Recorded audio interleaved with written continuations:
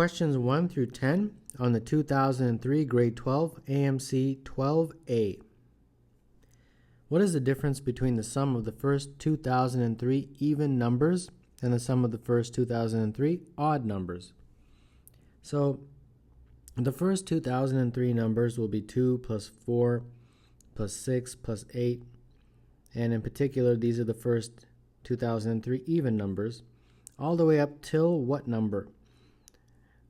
Well, each even number is of the form 2m, correct? And m in this case is 2003. So the very last one in our list will be 4006.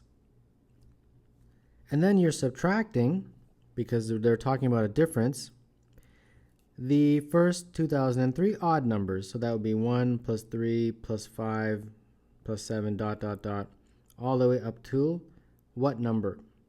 Well, odd numbers are of the form 2m minus 1, and our m in this case is again 2003. So the last one is going to be 4005. And there you have it. That's our mathematical equation. Now, we certainly don't want to add all this up and then add all this up again and subtract them. So there's a shortcut. Just look at the first of each group, and then look at the second of each group, and so on. You'll see a very neat pattern, and that is that all of those will have the same difference. The last one, will, of course, was 4006 minus 4005, like that. This is equal to 1, this is equal to 1, 1, 1, and so on, all the way up till 1 at the end. So how many of these do we have? How many ones do we have? Well, there was 2003 terms in each of these brackets, and when we paired them, that made 2003 pairs, and each pair resulted in a 1. So there's 2003 of those ones, and therefore the sum would be 2003 times 1, which is just 2003. So number 1, the answer is D. Members of the Rock'em Soccer League buy socks and t-shirts. Socks cost $4 per pair, and t-shirts cost $5 more than a pair of socks.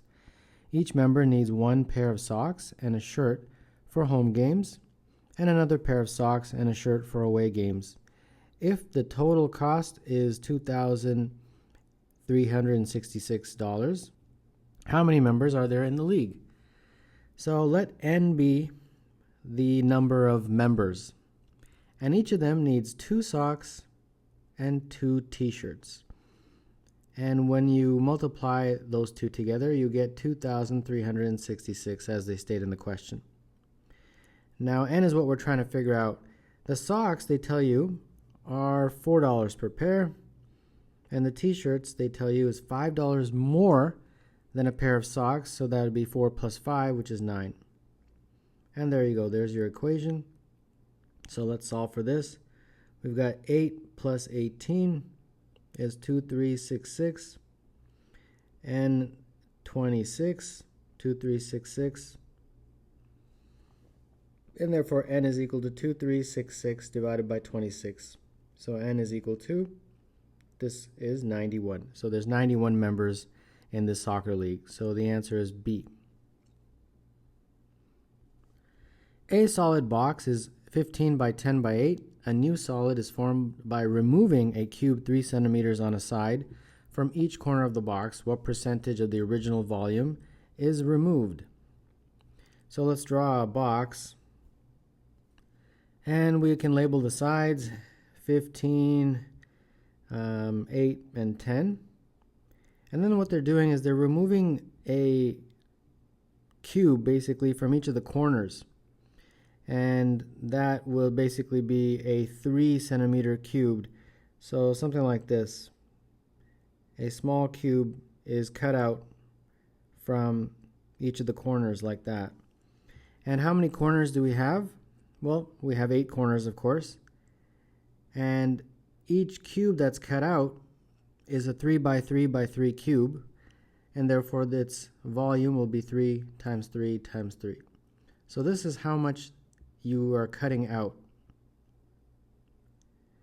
So we got 8 times 3 times 3 times 3 is 27. And therefore this is going to be 8 times 27, which is 216. Now they want you to figure out what percentage does this represent if you compare it to the original volume. Well, what's the original volume? The original volume is this whole big solid box, and that volume is of course 15 times 10 times 8, which is 1,200. So now we can figure out the percentage of the cut out to the original, and that is basically 216 divided by 1,200. And if you do that in your calculator, you can figure out that this is exactly 0.18. And in terms of a percentage, that's of course 18%. So number 3, the answer is D. If Mary takes 30 minutes to walk up 1 kilometer uphill from her home to school, but it takes her only 10 minutes to walk from school to home along the same route, what is her average speed in kilometers per hour for the round trip?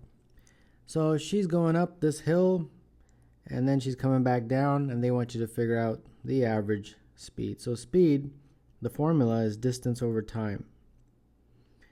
And for her round trip, she's going up the hill 1 kilometer and then down the hill another 1 kilometer.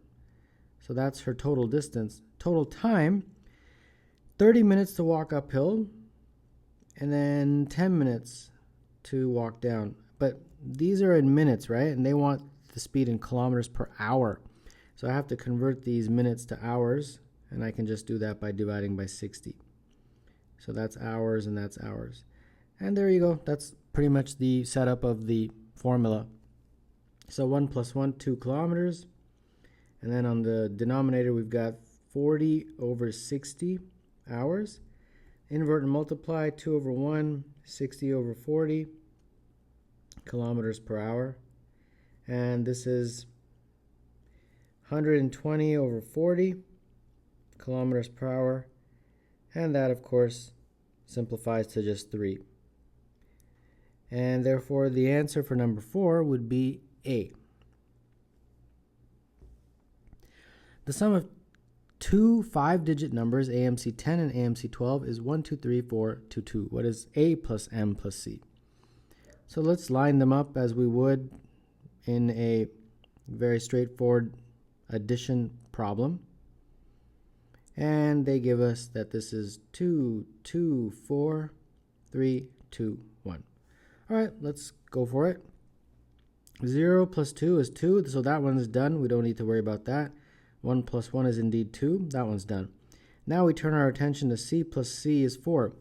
Well, you think, okay, well, it's got to be 2, right? C's got to be 2. That's how you get C plus C equal to 4. All right, let's work with that for now. Let's move our attention to the next one. M plus M is 3. Well, that means that M is equal to 1.5, but that can't be right because M is a digit. So, unfortunately, we can't do that. So let's turn our clock back and let's choose something else for C. Can't be 2. Can't be 2, what else can it be? After about 3 seconds of thought, you will be able to figure out that C's got to be 7, right? Because 7 plus 7 is 14, and that's how you get the 4 there. And of course, you just carry the 1. And then we'll be able to figure out that 1 plus M is 3, and therefore M is 1. All right? And then therefore the very last one, A plus A is equal to 12. Well, that's pretty straightforward. If A plus A is equal to 12, then A is obviously 6. So there you have it. We've got our 3 values. Now we just have to add them up, A plus M plus C. So that'd be 6 plus 1 plus 7, which is 14. So number 5, the answer is E. Define x heart y to be the absolute value of x minus y for all real numbers x and y. Which of the following statements is not true? So what I like to do in these kinds of questions is just give a numerical value for x and y, and then kind of go through these. It makes it less confusing. So you can choose anything you want, but I usually try to choose things on either side of the zero number line. So one negative, one positive usually should do the trick of eliminating what is not true. So let's go through these one at a time. A, x heart y would in our case be minus 5, minus 5. And then we're going to compare that to y heart x, which would be 5 minus 5, absolute value. I'm just using this right there. So this side becomes minus 10 absolute value, which is 10. This side becomes 10 absolute value, which is 10. And these are indeed equal. So A is true. Let's turn our attention to B. B says 2 times x heart y. So in our case, it would be minus 5 absolute value. And then on the other side, it's minus 10 minus 10, like that. All right. So this looks like 2 times the absolute value of minus 10, which is 10, which is 20. And this looks like the absolute value of minus 20, which is 20. So B is correct. All right, no problem. Moving along to C. X heart 0. So that means minus 5 minus 0 absolute value. And then we just have x by itself, minus 5. So minus 5 minus 0 is minus 5 absolute value, which is 5. Oh, there you go. 5 does not equal minus 5. So therefore, this is not true. So 6, the answer is C. How many non-congruent triangles with perimeter 7 have integer side lengths? So you've got a triangle, any triangle, and A, B, C is the sides, and they tell you that A plus B plus C is equal to 7, right? Because the perimeter is 7. And they want integer side lengths. All right, so we have to make a table, and let's see what we get. Now there's a fundamental rule with triangles that A plus B must be greater than C. That's the only way you can make a triangle. If A plus B was equal to C, it'd be impossible to make a triangle, and similarly, if A plus B was less than C, you would not be able to make a triangle. So we're going to use that rule and this condition. All right, so here we go. Let's say 7 is our C value. Well, that would mean 0 and 0 for A and B. Obviously, that's not a triangle. 6 for C, you'd have 1 and 0, that kind of a situation. Again, can't have a triangle with side 0. How about 5? Perhaps this will give us something. Be 1 and 1 because the perimeter is 7, but that does not meet this condition. Remember, A plus B has to be greater than C. So again, no good, no good, no good. Keep going here. How about 4? 3 and 0, 2 and 1. Neither of these are good for a triangle. It can't have a 0 side, and this one seems appropriate, but then it doesn't match this condition right there. So just be careful. You might say, okay, well, I got 1, 2, 4, but unfortunately you can't make a triangle with those sides because A plus B is not greater than C. No problem. Let's keep going. C is 3. You'd have 3 and 1. Does this meet our condition? And the answer is yes. So I will put a big box around that one. Okay, so we got 1. Let's keep going here. How about 3, 2, and 2? And the answer is yes for this one also. Okay, so we're getting somewhere here. And if you keep going, you'll see, like for example, 3, 4, and 0, obviously you can't do that. 3, 1, and 3.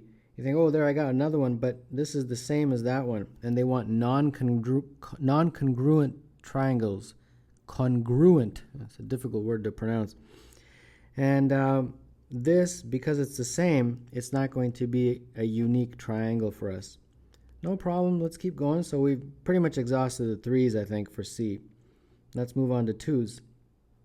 If 2 is equal to C, then we got something like 3 and 2.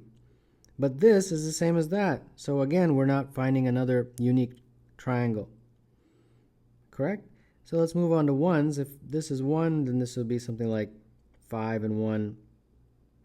And you think, okay, well, that will work. A plus B is greater than C. But this is the same as this guy right here. And A plus B in that case is not greater than C. You see what I mean? It's a little bit of a, not super tricky in my opinion, but you just got to be careful that you don't add in ones that don't work. And similarly, if you do something like 4 and 2 like that, you might think, oh yeah, 2 plus 4 is greater than C. But a 1, 2, 4 triangle is the exact same as that one. And that one didn't work, right? Because 1 plus 2 is not greater than 4. So, and then once you get to 0, obviously that's no longer a triangle. So the only ones that really work according to our rule and our criteria, this is the rule and this is our criteria, is these ones. So there's really only 2 unique non-congruent triangles. So number 7, the answer is B. What is the probability that a randomly drawn positive factor of 60 is less than 7? So we got 60, and we are going to first write out all of its factors, and there's quite a few. Got 1, 2, 3, 4, 5, 6, all the numbers that divide into 60. 10, 12, 15, 20, 30, and 60. All right? And they're saying that, how many are there first of all? 12, right? Okay, of these 12, if I were to randomly choose one, what is the probability that it's less than 7? Well, the only ones that are less than 7 are these guys right here. 1, 2, 3, 4, 5, 6. So only 6 of them are less than 7. So 6 over 12 basically is our probability. And that, of course, in lowest terms is a half. So 8, the answer is E. A set S of points in the xy plane is symmetric about the origin, both coordinate axes, and the line y equals x. If S 2, 3, if 2, 3 is in S, what is the smallest number of points in S? Okay, so let's start off by drawing a little coordinate plane here. And first and foremost, let's put in our main point, 2, 3. So our main point, 2, 3, is right here. Okay. 2, 3, I'll label that. And now let's talk about what the question is saying. So the first thing it says that all the points in this set are symmetric about the origin. So symmetric about the origin basically means that if you have a point A, B, and it's symmetric, it will change to minus A minus B, like that. That's what it means by being symmetric about the origin.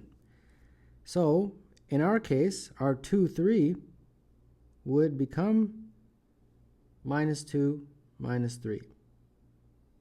So, minus 2, minus 3, we've got a point right here.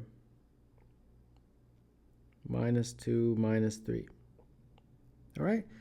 Now let's go to the next condition, both coordinate planes. So it's symmetric about both coordinate planes. So it's symmetric about the x-axis and symmetric about the y-axis. So if something is symmetric about the x-axis, it basically means that that point would translate to A minus B, like that. So our point 2, 3 would basically become 2, negative 3. All right, so 2, negative 3, so right here, 2, negative 3. Symmetric about the y-axis means that if you have a point AB, it would become minus AB. So our point 2, 3 would therefore become minus 2, 3, like that. And so minus 2, 3 is right here. And then we have one more condition. It's also symmetric about the line y equals x. That basically means that a point AB would become BA, like that. So 2, 3 would become 3, 2, like that. Okay? So the 3, 2, 3 is x-axis, 2 is like this, 3, 2. All right, perfect. So how many points do we have now? We have 1, 2, 3, 4, 5, right? We think, okay, 5 points, let's move on with the show.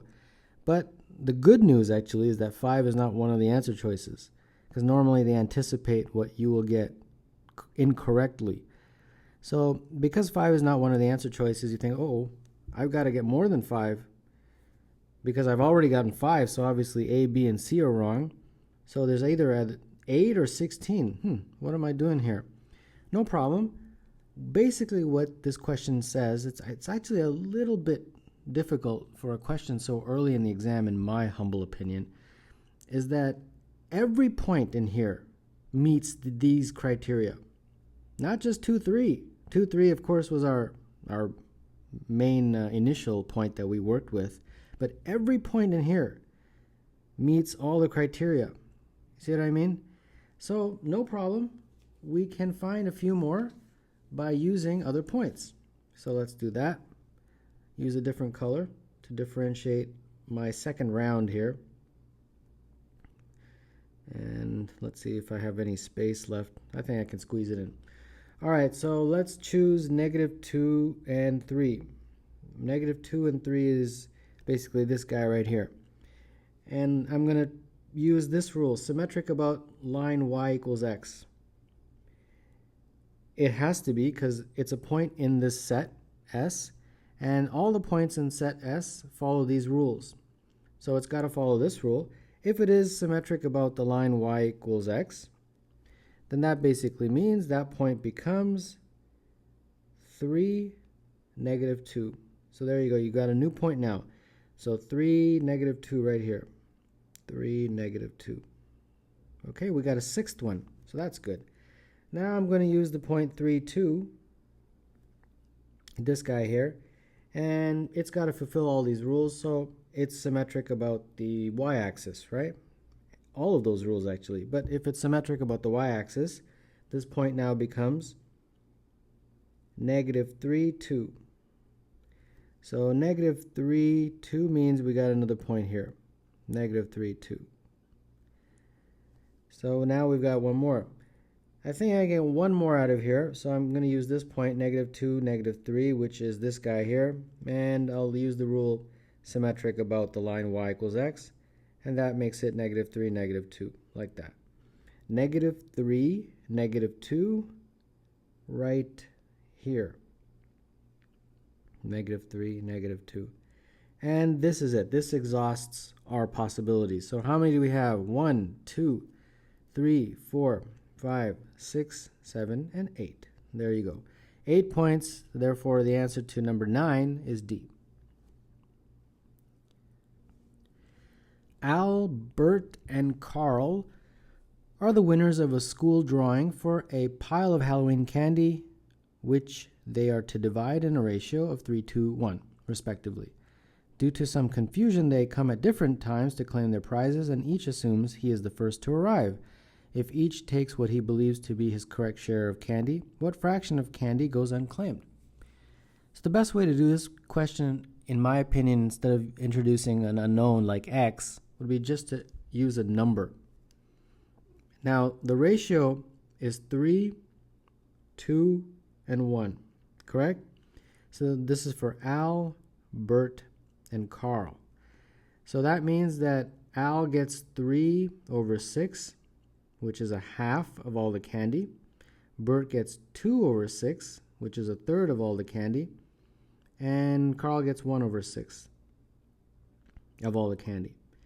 All right, so what I'm going to do is say, instead of using x, because I think it might get unnecessarily complicated for a question that can be done relatively simply by just introducing a number. Any number, but the number will be helpful if it's a multiple of 6 and 3 and 2, like that.